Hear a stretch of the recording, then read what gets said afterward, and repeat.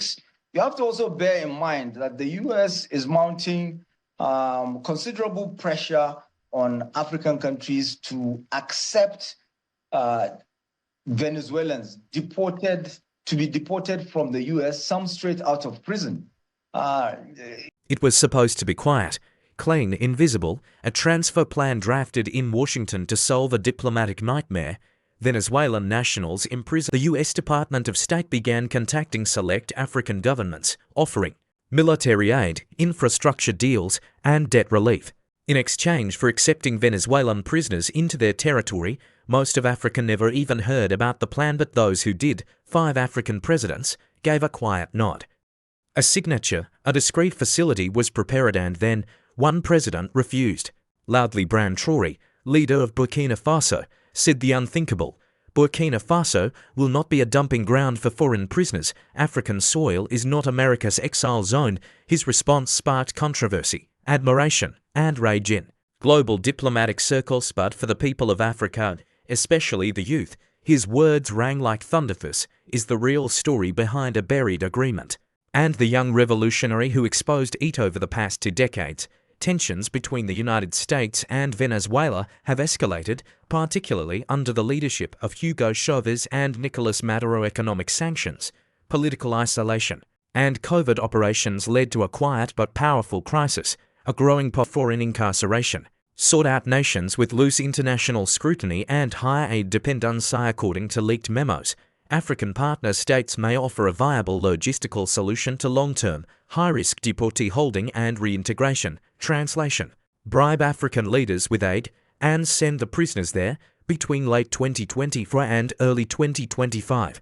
Quiet envoys were dispatched to embassies in Chad, Guinea, Senegal, Kenya, Burkina Faso. Each government was offered up to $250 million in US infrastructure or military aid, access to favorable IMF renegotiations, assistance with security operations against insurgents, covert support during upcoming elections, or transition plan. Called for African nations to build or designate holding facilities for Venezuelan nationals under the guise of international resettlement or third country. The 5 African leaders believed to have accepted the deal. Senegal promised expansion of military ports and road systems. The government allegedly agreed to host a special holding facility near the capital. Chad agreed to accept prisoners in exchange for covert weapons shipments and training of presidential guards. Guinea post-coup regime hungry for foreign recognition.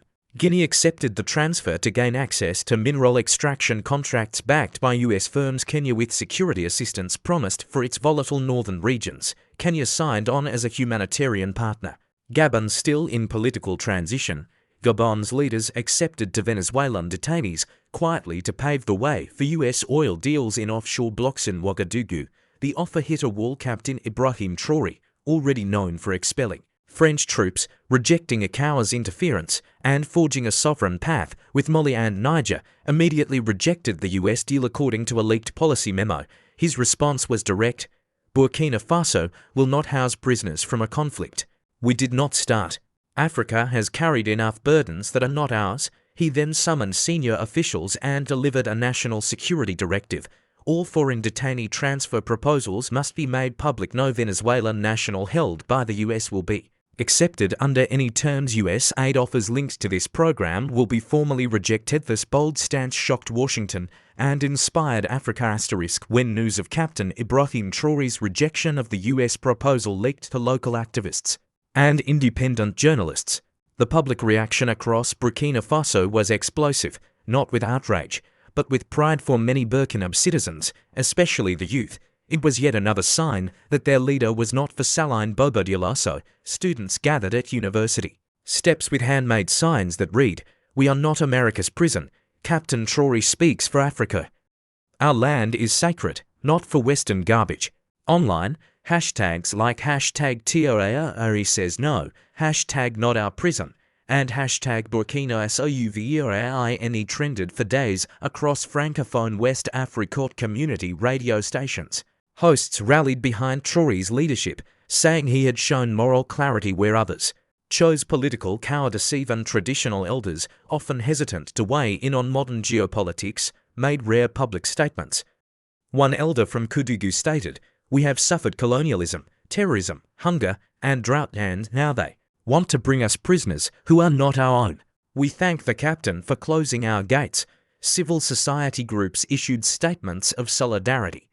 Youth associations marched through Ouagadougou.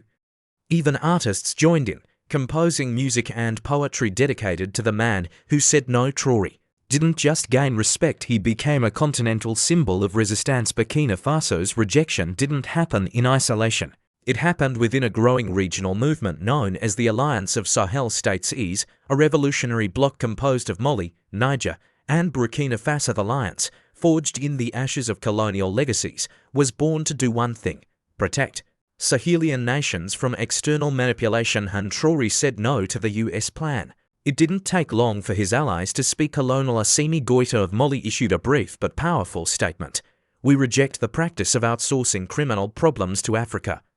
Mali will never participate in foreign prisoner resettlement schemes." From Niamey, General Abdourahmane Tiani of Niger echoed, "These so-called aid deals are traps." Niger stands with Burkina Faso. "We are not the dumping ground of collapsing empires."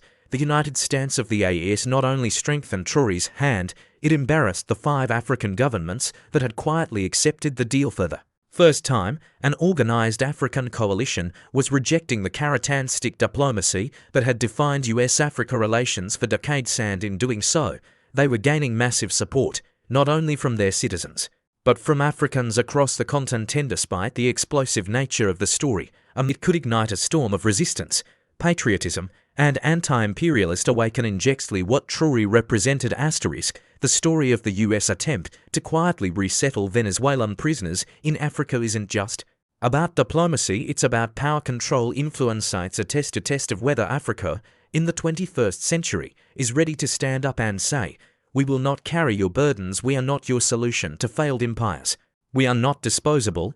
When 5 presidents accepted the ideological divide within Africa, on one side, the AES bloc, Burkina Faso, Mali, and Niger, nations driven by sovereignty, Pan-Africanism, and a rejection of foreign meddling; on the other, traditional ECOWAS states, many of whom maintain close ties with France, the US, and Western institutions. The US prisoner resettlement plan crystallized that divide. AES nations said, "We choose Africa." Others said, "We choose what's offered, no matter the cost." This division is not just diplomatic, it is generational. Young Africans are increasingly drawn to the voices of leaders like Traoré, Goïta, and Tiani. They see them not as rebels, but as liberators, and they see the quiet agreements made by old guard presidents as signs of weakness, complicity, and colonial leftovers. As this generation rises, so does the possibility that Africa may finally break the chains of dependency, but only if more leaders choose the Traoré path, the attempt to quietly transfer Venezuelan prisoners from American jails to African soil will trade dignity for dollars.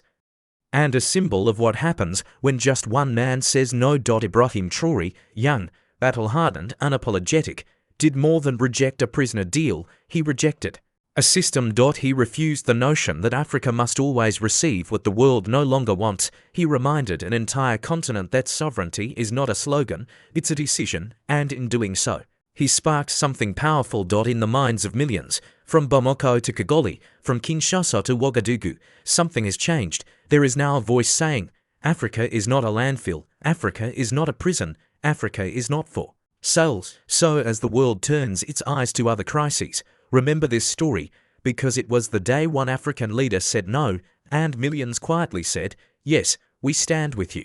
Thank you for watching this exclusive documentary. If this story moved you, if it made you question the headlines you don't see, then subscribe to Afrique Vibe News, because we don't just follow stories, we uncover the stories they don't. Want you to know.